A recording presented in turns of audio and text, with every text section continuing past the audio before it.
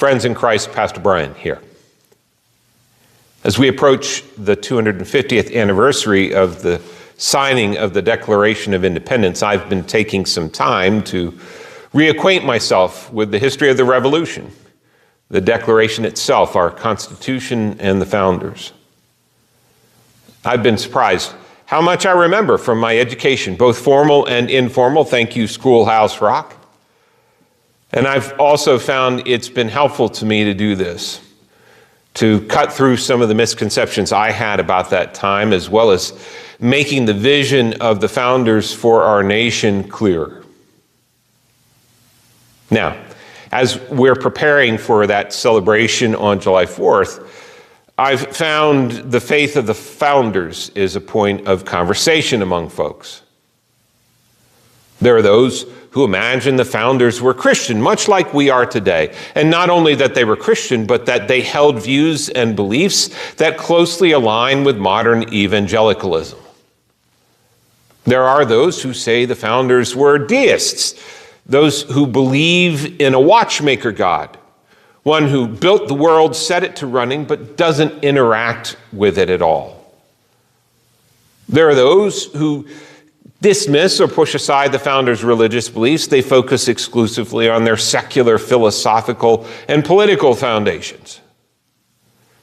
Now, the truth of the matter, as is often the case, lies somewhere in the mix of all of those things when it comes to the religious beliefs of the founders.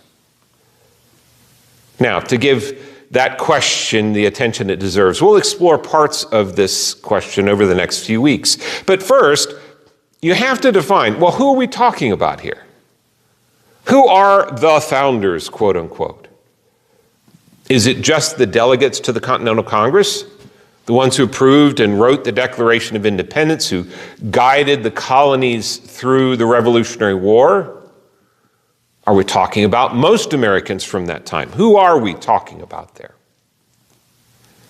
Well, it's hard to find any good statistical data from 250 years ago, at least partially because they didn't think in those terms. But generally, historians find that most colonists culturally identified as Christian, about 95 to 98%. But it's a much smaller number who were official card-carrying members of a specific church congregation. That's roughly about 17%. Now, some of that's for practical reasons. There was a lack of clergy. They lived in remote locations where there were no churches, no other people. So, the founders writ large, the population in the colonies, associated themselves with Christianity, but they did not necessarily attend church or even hold traditional Christian beliefs.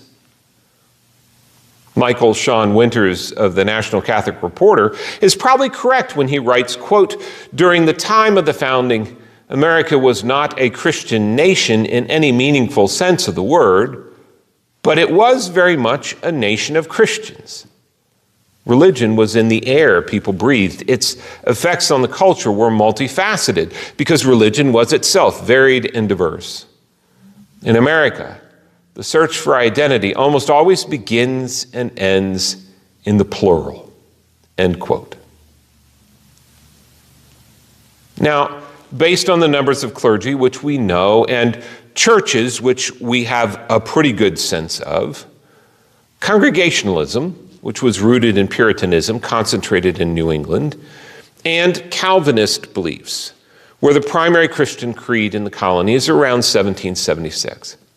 The Episcopal tradition, the Anglican Church, Church of England, was also prominent, especially in the southern colonies.